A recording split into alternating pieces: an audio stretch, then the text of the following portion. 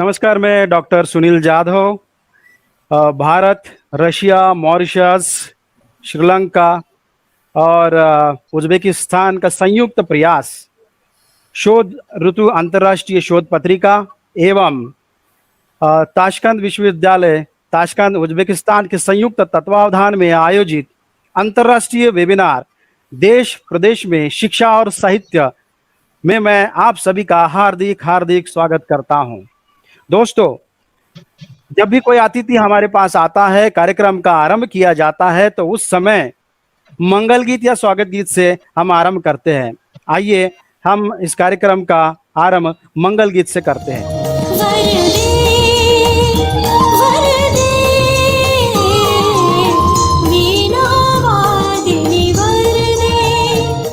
इस वक्त वेबिनार के मंच में पाटलिपुत्र विश्वविद्यालय पटना से हमारे साथ प्रोफेसर मंगला रानी जी हैं। साथ ही हमारे साथ उज़्बेकिस्तान से प्रोफेसर डॉक्टर सिराजुद्दीन नूरमी तोवज जी है। श्रीलंका से रिदिमा लंस्कारा जी हमारे साथ जुड़े हुए हैं और रशिया से इलिया भाई हमारे साथ जुड़े हैं। इस डिजिटल स्वागत समारंभ के उपरांत समय है भूमिका बांधने का। हमारे वेबिनार का विषय है देश प्रदेश शिक्षा साहित्य। शिक्षा और साहित्य का एक दूसरे से पूरक संबंध है। शिक्षा को सामान्य तौर पर देखा जाए, चार दीवारी में दी जाने वाली शिक्षा व्यवस्था को हम वह शिक्षा कहते हैं, आज जिसे हम शिक्षा कहते हैं। लेकिन साहित्य विश्व को सिखाने का काम करता है और ऐसे ही शिक्षा और साहित्य को, विश्व के शिक्षा और साहित्य को जानने के लिए हमारे यहाँ पर विभिन्न देशों के प्रतिनिधि हमने यहाँ पर आमंत्रित किए हैं। उनसे हम इस वेबिनार में सुनेंगे कि देश प्रदेश में शिक्षा और साहित्य की भूमिका क्या है, वहां पर साहित्य क्या है, वहां की शिक्षा व्यवस्था क्या है। आइए सबसे पहले हम जो है कार्यक्रम का आरंभ बीज वक्ता से करते हैं। बीज वक्ता का मैं आमंत्रित करने से पूर्व उनका परिचय यहाँ पर प्रस्तुत करना चाहूंगा। उनका परिचय इस प्रकार से है। बीज वक्ता प्रोफेसर मंगला रानी, जिनकी डीलिट हो चुकी है, हिंदी विभागाध्यक्ष है पाटलिपुत्र विश्वविद्यालय पटना से। वे एक साहित्यिक परिवार से है। उनके पिता का नाम प्रोफेसर सीताराम दीन है, ये भी बहुत बड़े साहित्यकार है।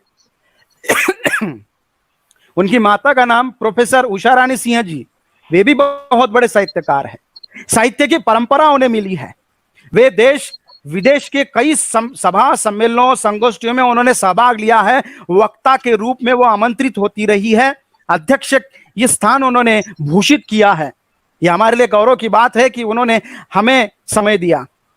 उनके पुस्तक हम देखते हैं, हिंदी साहित्य मूल्यांवेषण। दूसरा है धर्म एवं दर्शन में जीवन के मूल्य, साहित्य का मूल्य बोध, हमारी संस्कृति मूल्यों की अमूल्य परंपरा, हिंदी साहित्य और पर्यावरण, शैली विज्ञान डॉक्टर सीताराम दीन, डॉक्टर उषा रानी सिंह एक अमूल्य चिंतक, खुशबुओं के चेहरे कविता संग्रह, साहित्य समीक्षा और जीवन दर्शन अभी प्रकाशनाधीन है और बहुत सारे विशिष्ट सम्मान उपाधियों से उन्हें सम्मानित किया गया है। मानद उपाधि के रूप में आचार्य जेमिनी अकादमी पानीपत मिला है उन्हें, महाकवि प्रभात सम्मान, विश्व हिंदी सेवी सम्मान, ठाकुर प्यारेलाल सम्मान, शिक्षक साधना सम्मान, हिंदी मित्र राज बिहारी बच्चन देवी, साहित्य सिंधु, विश्व हिंदू सम्मेलन मॉरिशस, भाषा सहोदरी, ऑल इंडिया रेडियो, ऋषि जम्बेश्वर पर्यावरण सम्मान, सुकरात स्मृति सम्मान, यूनान। बहुत सारे सम्मान जो है उन्हें मिले हैं। ऐसे महान वक्ता को हमने हमारे वेबिनार में आमंत्रित किया है। मैं बीज वक्ता के रूप में उन्हें यहाँ पर आमंत्रित करता हूँ। प्रोफेसर मंगला रानी जी इस कार्यक्रम का बीज वक्तव्य प्रस्तुत करें। डॉक्टर प्रोफेसर मंगला रानी जी बीज वक्तव्य आरंभ कर रहे हैं। क्षमा करेंगे, कुछ तकनीकी बाधा आ गई थी। मैं उपस्थित हूँ। यह एक अत्यंत आनंददायी अवसर है हमारे लिए। मैं उन लोगों को मिल पा रही हूँ जिनसे मैं पहले भी मिल चुकी हूँ विश्व मंच पर। मैं डॉक्टर नर्माकोव जी से मिल चुकी थी, सिराजुद्दीन नर्माकोव जी से ताशकंद में मिली थी और मैं मॉरिशस जा चुकी हूँ। बस मैं बुडापेस्ट नहीं आई थी, रसा नहीं आई थी। हालांकि रसा का ही एक अंग है तजाकिस्तान, और मैं वहां गई थी। तो यह जो विषय इन्होंने चुना है, मैं आप सबको देख नहीं पा रही हूँ, इसीलिए मैं कुछ भ्रमित हूँ। सुनील ठीक करो इसको। हाँ हाँ, मैंने आपको मैं सिंगल मोड पे रखा हुआ है। अच्छा, आप इसीलिए मैं हम देख नहीं आपको पा सुन रही पा रहे हैं, हाँ, आप मैंने जारी हूँ। अच्छा, रखिए। आप सविता जी आ गई हैं। नमस्कार सविता जी। आपने जी अपनी जी स्क्रीन पर रखा है। नमस्कार। मॉरिशस आई थी विश्व हिंदी सम्मेलन में। अच्छा हमारा पेपर भी था, लेकिन खैर सुनील जी ने बहुत कम शब्दों में कम समय लेते हुए बहुत विशाल बातें रखी। शुरुआत से शिक्षा से लेकर साहित्य से लेकर समाज से लेकर विश्व से लेकर संपूर्ण छोटे में बहुत ब्रह्मांड की ही बातें रख दी। और मुझे सुखद अनुभूति हुई सुनील को फिर से, डॉक्टर सुनील जाधव मेरे छोटे भाई हैं, तो मैं बहुत अधिकार से उन्हें नाम से बुलाती हूँ। तो उनको सुनना हमेशा ही उनकी एक कहानी की समीक्षा मैंने की थी, वैसे मैं उनको हमेशा ही यूट्यूब पर फॉलो करती हूँ और मेरे विद्यार्थी उनकी कहानियां सुनते हैं जोर जोर से, आवाज देके। और उनकी कैंची यहाँ बहुत प्रसिद्ध है, कैंची कथा कहानी। और राजस्थान में भी हमारे ससुराल के लोग भी उस कहानी को सुनकर आनंदित होते हैं, क्योंकि वो फौजी पृष्ठभूमि से जुड़ी हुई कहानी है। मैं शिक्षा पढ़ाती हूँ, तो शिक्षा, जैसा कि इन्होंने बताया कि शिक्षा सीखना और सिखाना है, लेकिन आप सोचिए कि बहुत ही प्राकृतिक रूप में, बहुत ही सहजावस्था में, बहुत ही सामान्य रूप से शिक्षा हमारी शुरू हो जाती है। कहते हैं कि माँ की गोद से हम सीखना शुरू करते हैं और माँ ही हमारी प्रथम पाठशाला भी है और प्रथम गुरु भी है। लेकिन हम बिल्कुल पुरातन काल में जब सृष्टि का प्रारंभ हुआ होगा और मनुष्य आए होंगे, उस समय कैसी शिक्षा रही होगी? तो हम स्वाभाविक रूप से सीखते हुए आगे बढ़े, स्वाभाविक रूप से प्रकृति ने हमें सिखाया, जीने वाले हर दिन ने हमें सिखाया, कहाँ ठोकरे हैं, कहाँ कांटे हैं, कहाँ फूल हैं, ऐसे रास्ते चुनते हुए कौन सा फल खाना है, कौन सा छोड़ देना है। हमने बहुत सेक्रीफाइसेस किए होंगे, बहुत सारे जीवन गए होंगे इस खोज में, और हम धीरे धीरे आगे बढ़ते हैं। और सभ्यता सबसे पहली बात होती है कि हम सीखते हैं सभ्यता, यानी टोलियों में रहना, ग्रुप में रहना, समाज में रहना।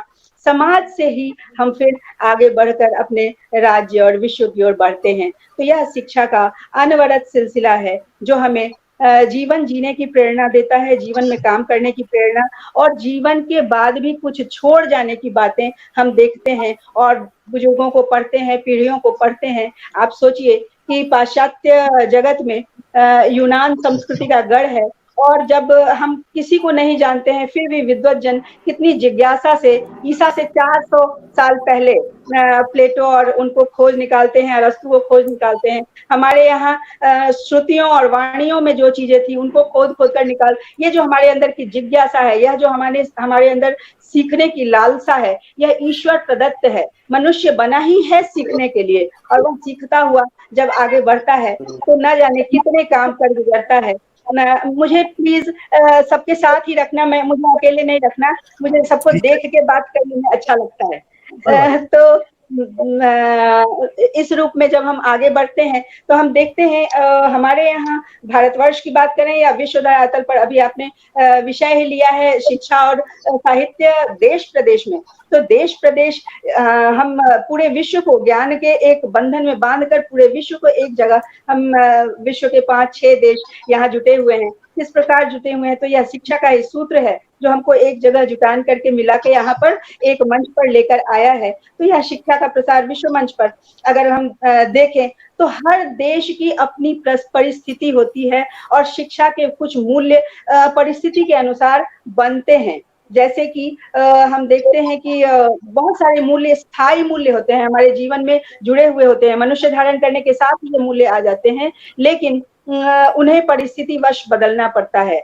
मैं इसका एक उदाहरण यूनान में प्लेटो का दूंगी, क्योंकि साहित्य और कला सबको ग्राह्य है। भाई सुनील जी ने कहा स्वहित की भावना, सबके हित की भावना जिस चीज में है उसको हम त्याज्य कैसे कर सकते हैं? लेकिन आप देखेंगे कि प्लेटो ने अपने गणराज्य में साहित्य और कला का त्याग किया है। उनके गणराज्य में साहित्य और कला की एंट्री बंद है।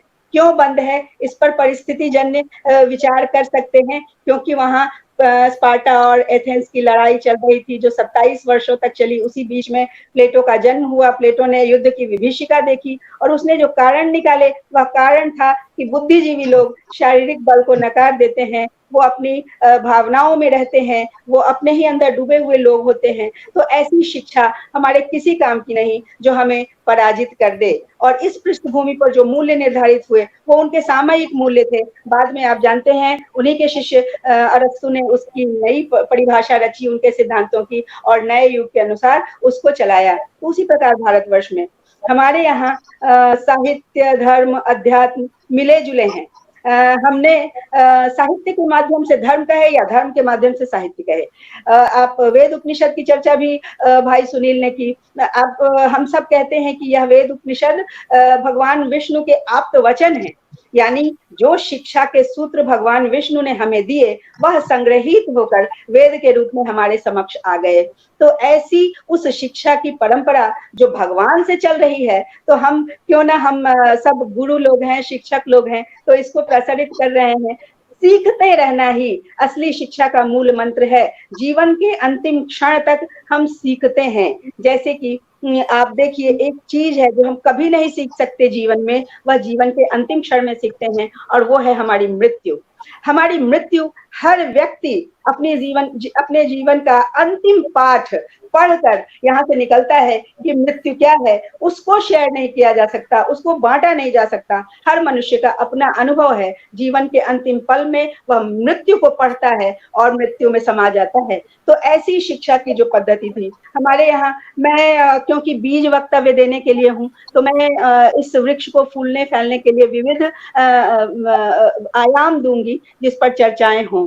तो मैं हिंदी साहित्य की बात करती हूँ क्योंकि मैं भारतवर्ष से हूँ और भारतवर्ष में हिंदी साहित्य के इतिहास के अंदर क्या कुछ हमने पढ़ा, हमने देखा है।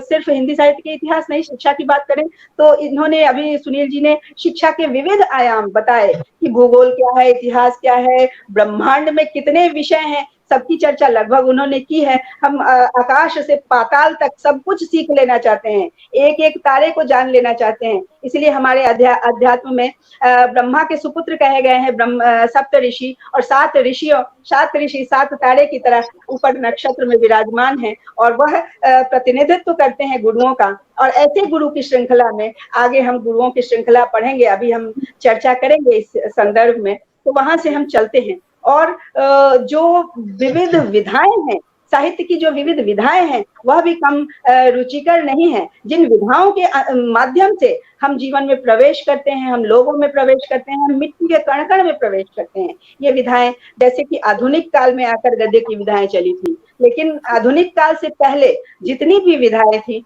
सब पद्यात्मक थी, गाने वाली थी, काव्यात्मक थी।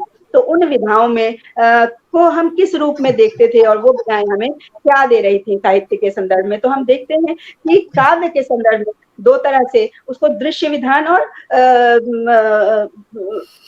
श्रव्य विधान हम कहते थे, यानी दो तरह से वो काव्य चलते हैं, श्रव्य काव्य और दृश्य काव्य। तो दृश्य काव्य में जो चीजें वह भी भगवान तक, वह भी हमारे ईश्वर के वहां से शुरू हुआ है। कहते हैं वह रूपक है जो नाटक है। और हमारे यहाँ कहावत प्रचलित है कि जब देवतागण अपने दरबार में रोज रोज रंभा उर्वशी और इनके नृत्य देख देख कर थक गए थे, तो एक बार ब्रह्मा के पास गए और उनसे कहा कि भाई मुझे आनंद के कोई दूसरे रूप दिखाएं, हम अब इन नृत्य में हमारा मन नहीं लगता। तो ब्रह्मा ने दृश्य काव्य रूपक की रचना की थी और स्वयं ब्रह्मा के बनाया हुआ यह जो आज हम सिनेमा के रूप में भी हमारे समक्ष बहुत विशाल और बहुत वैज्ञानिक और बहुत ही पास का यह एक साधन हो गया है हमारे मनोरंजन का। तो इस रूप में उसकी यात्रा चलती है जो भगवान के यहाँ से। तो भगवान भी दूर कहाँ है, भगवान भी हमारे हाथ में ही था, भगवान भी हमारा गुरु ही था जो हमें सिखाना। आज हमने धर्म के आडंबर बना दिए, धर्म को खांचों में बांट दिए, लेकिन हम सब उस अंश से सीखते सीखते आए हैं इस धरती पर और कुछ नया सीखने के लिए।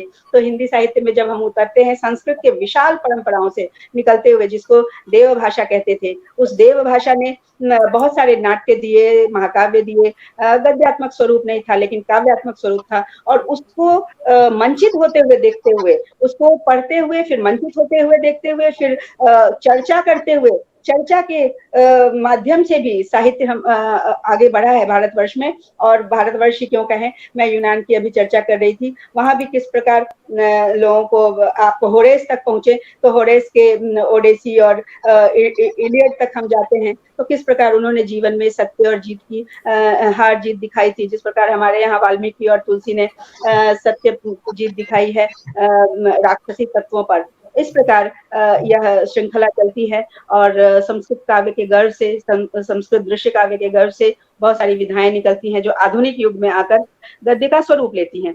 तो इस रूप में हम हिंदी साहित्य की चर्चा करें तो हिंदी साहित्य को समझने के लिए हमने संग्रह करने के लिए और इतिहास रचने के लिए इसको काल खंडों में बांटा था। तो अभी सुनील ने चर्चा की, साहित्य जो है जीवन की कहानी है, जीवन ही साहित्य है या साहित्य ही जीवन है। तो यह जो जीवन है वह समाज है, वही राष्ट्र है, और राष्ट्र के कुछ नीति नियम है जिनसे जुड़कर मनुष्य रहता है और उसके जीवन पर उन राजनीतिक परिस्थितियों का भी प्रभाव पड़ता है। और वो राजनीतिक चीजें हमारे साहित्य में जरूर आती हैं क्योंकि वो ही जीने का एक तरीका बताने वाली चीजें। इसीलिए हमने राजाओं को नायक बनाया है। आपने देखा है राम और कृष्ण को हमने नायक बनाया है, अपना आराध्य देव भी बनाया है तो नायक भी बनाया है। वो इसीलिए बनाया है कि वह नेतृत्व कर रहा था, हमें जीने के लिए पोषण दे रहा था। ऐसे नेतृत्व की हमें आवश्यकता होती है। तो आदिकाल वीरता के गायन से भरे हुए हैं क्योंकि हम राजा और प्रजा के रूप में बटे हुए लोग थे। राजा पीढ़ी दर पीढ़ी राजा हुआ करते थे, हम प्रजाएं पीढ़ी दर पीढ़ी प्रजाएं हुआ करती थी। तो ये जो उनकी वीरता का गायन ही विषय,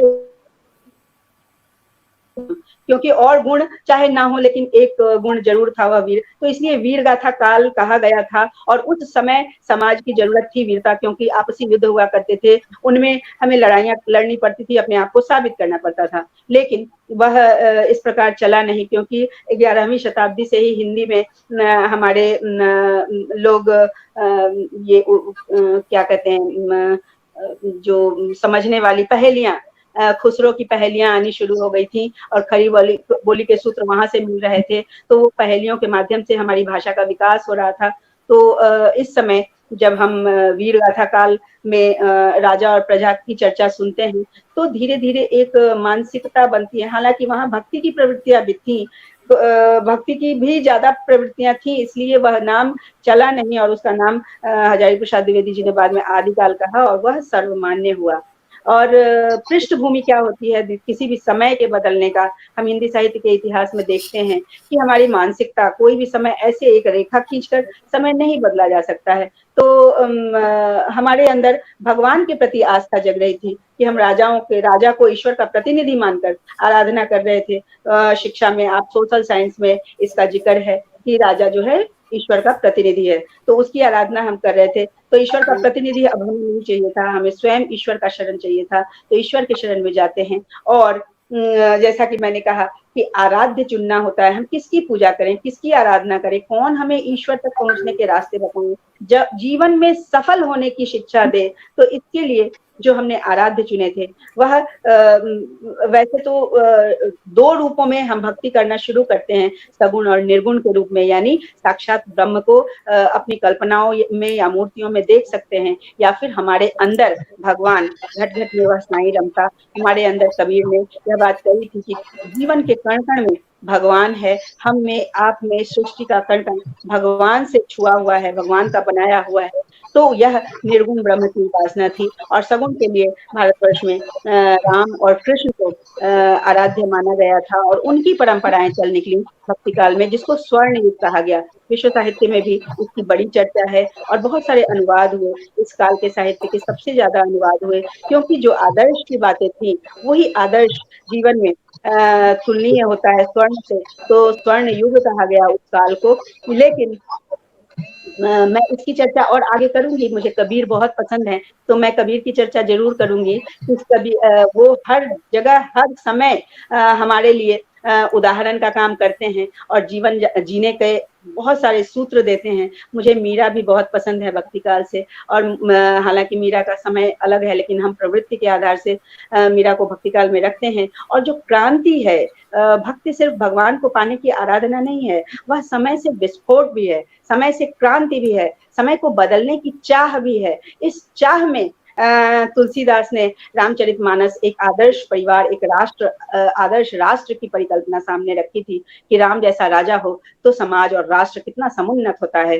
और कृष्ण जैसे एक भगवान की जो विश्व में विरल एक नेतृत्व है, ऐसा देवता, ऐसा नेता, ऐसा जीव, ऐसा बालक पृथ्वी पर असंभव है, शायद न भूतो न भविष्यति, जिसने सिर्फ संघर्ष किया था, जिसके जीने से पहले ही उसकी मौत तय कर दी गई थी, लेकिन उसने सिर्फ आनंद बिखेरा, सिर्फ बांसुरी बजाया और उस बांसुरी की धुन में ऐसी ऐसी शिक्षा दी। यह गीता से बड़ा उपदेश नहीं हो सकता, गीता से बड़ी शिक्षा की कोई ग्रंथ नहीं हो सकता। तो उन्होंने जीवन में जो हमने वहां देखा था यूनान में, होरेस में क्या कुछ बताया गया था, तो उसी प्रकार आप देखिए कि पांडव और कौरव का युद्ध होता है, बुराई पर अच्छाई की जीत होती है, और उसी क्रम में यह साहित्य उभर कर समक्ष आता है जो गीता के नाम से हमारे समक्ष है। जीवन जीने का जो गुण गीता सिखाती है वह शायद विरल है विश्व में,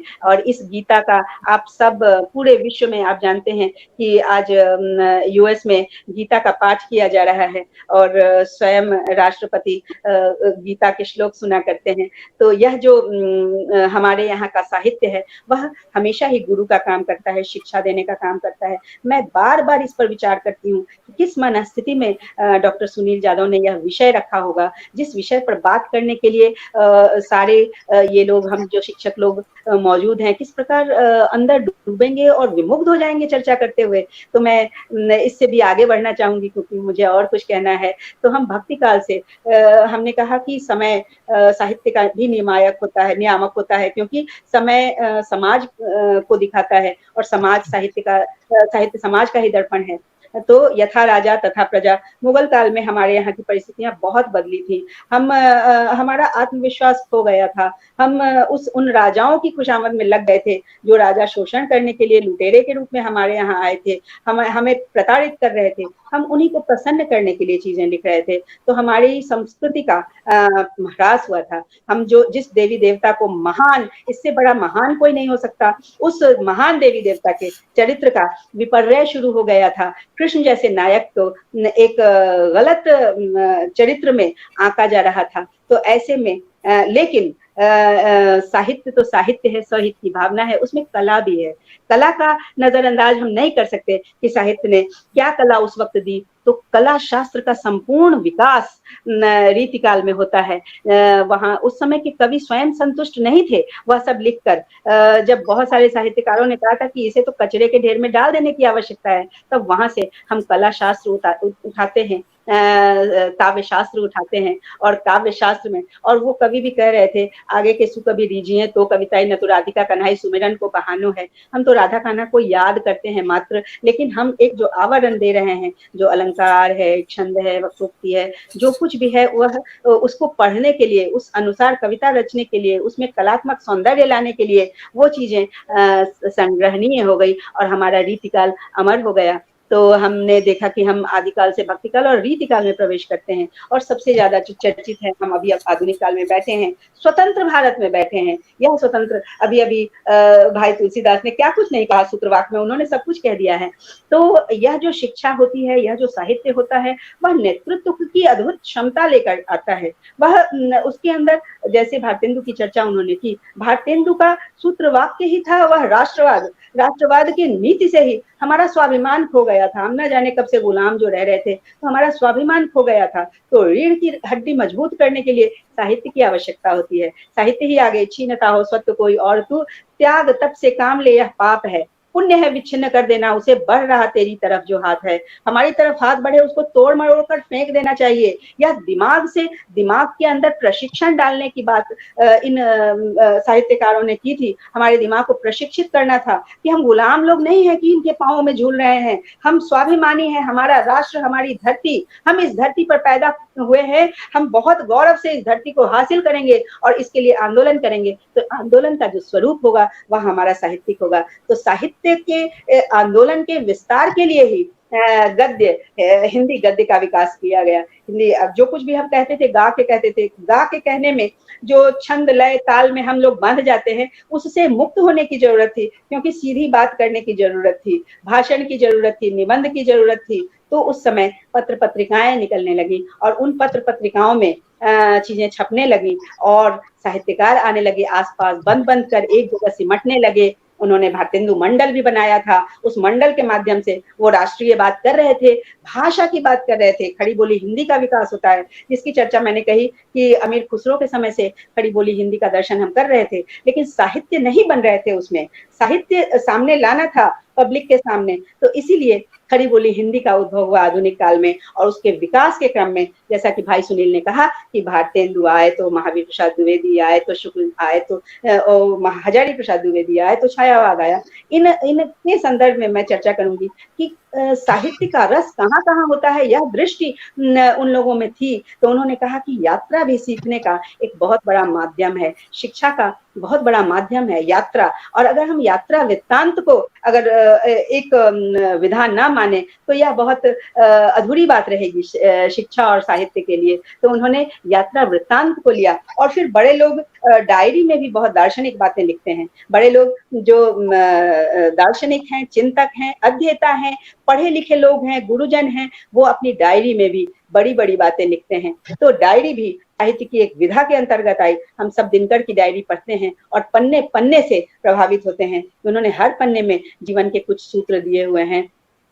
मैं भी, जैसा कि सुनील जी ने कहा कि मेरे माता पिता साहित्यिक पृष्ठभूमि से, मेरे माता पिता प्रोफेसर थे, साहित्यकार थे, तो उनकी डायरी पढ़ के भी हम बहुत कुछ सीखते हैं। उन्होंने भी अपनी डायरियों में बड़ी बड़ी ऐसी बातें की हैं कि आज भी हम उलझन में होते हैं, भ्रम में होते हैं, तो डायरी खोलकर कुछ दिशा निर्देश ले लेते हैं।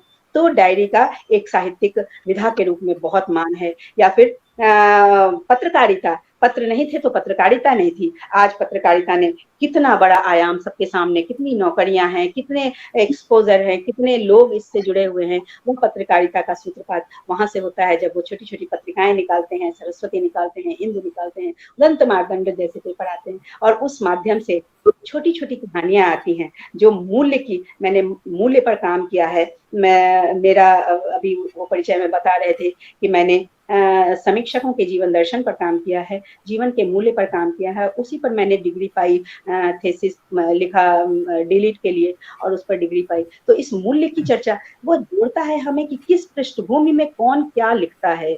आप सुनील जाधव जी को मैं कैसे जुड़ी, मैं एक कॉन्फ्रेंस में गई थी विदेश, हम गए थे कौन से कहाँ गए थे, इंडोनेशिया, बाली गए।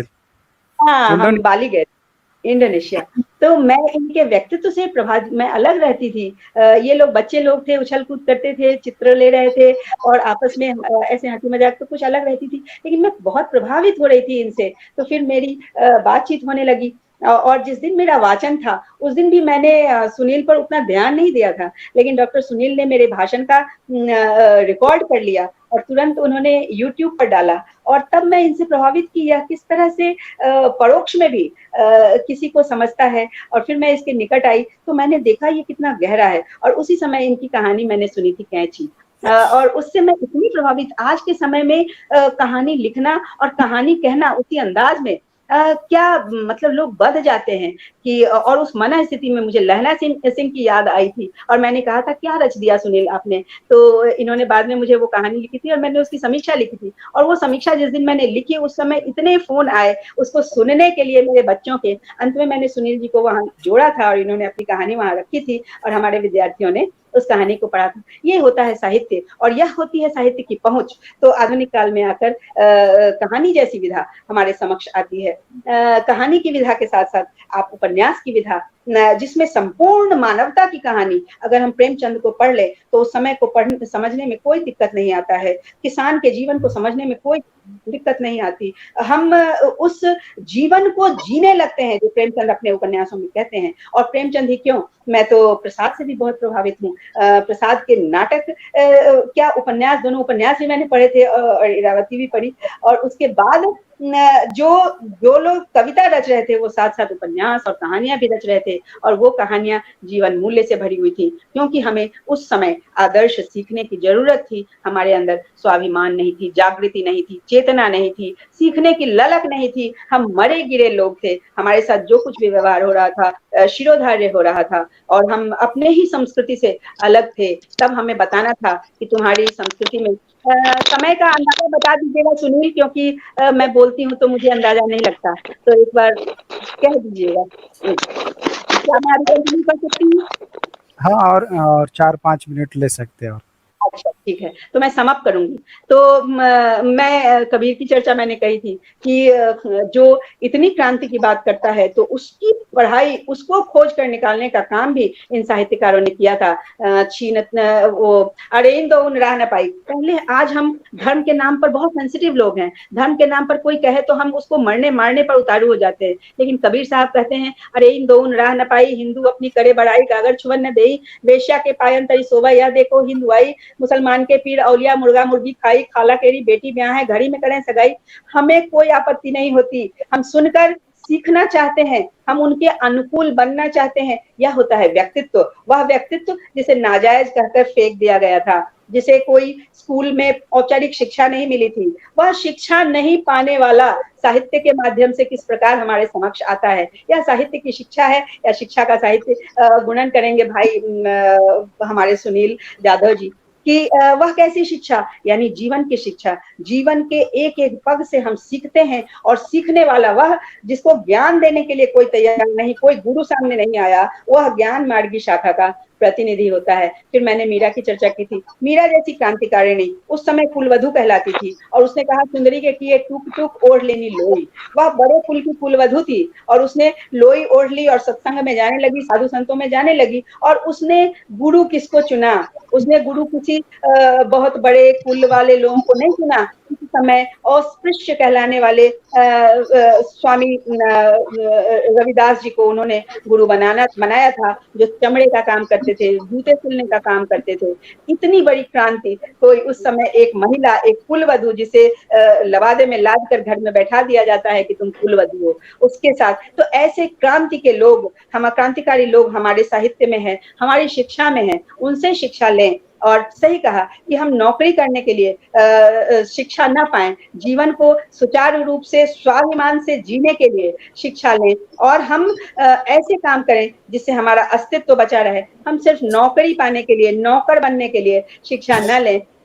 मैं बहुत कुछ कहना चाहती हूँ, मुझे अगर छोड़ दिया जाए तो मैं इस पर बोलती रहूंगी, लेकिन समय की सीमा है और हमारे सब सामने ऐसे प्यारे प्यारे वक्ता हैं, तो मैं सबको सुनना चाहूंगी। तो बहुत सुखद अनुभव लेकर मैं यह मंच छोड़ रही हूँ, और बार बार आप सबसे जुड़ना चाहूंगी। मैं डॉक्टर सिराजुद्दीन से तो पहले मिल चुकी हूँ, आपको सुन भी चुकी हूँ, और मैं डॉक्टर नूरमात्मा जी से मिली थी उस समय, जिस समय उन्होंने कहा था कि हमारे यहाँ तो हिंदी को हम बहुत बढ़ाते हैं, लेकिन भारतवर्ष में आप उज़्बेकी साहित्य या उज़्बेकी भाषा को नहीं बढ़ाते हैं। इसका उन्होंने दुख जाहिर किया था। तो उज़्बेकिस्तान से यह मंत्र लेकर मैं आई थी, मैं जुड़ी रही और लोगों से भी।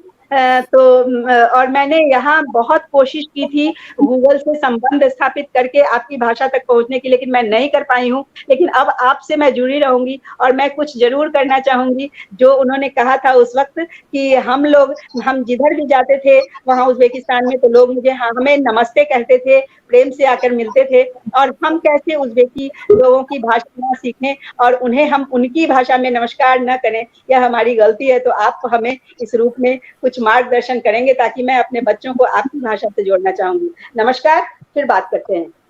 बहुत धन्यवाद आप सबका। बहुत बहुत धन्यवाद प्रोफेसर मंगला रानी जी, बहन मंगला रानी जी। आपने, आपका जो बीज वक्तव्य था वह संकल्पना को स्पष्ट करने वाला बीज वक्तव्य था। साहित्य के आरंभ से लेकर अब तक विविध पहलुओं को स्पष्ट करने वाला आपका ये बीज वक्तव्य बहुत ही सराहनीय था, ज्ञानवर्धक था। और आपने बताया कि साहित्य गुरु के जैसा काम करता है, साहित्य वास्तव को बताता है। और बहुत ही अच्छी आपने बात बताई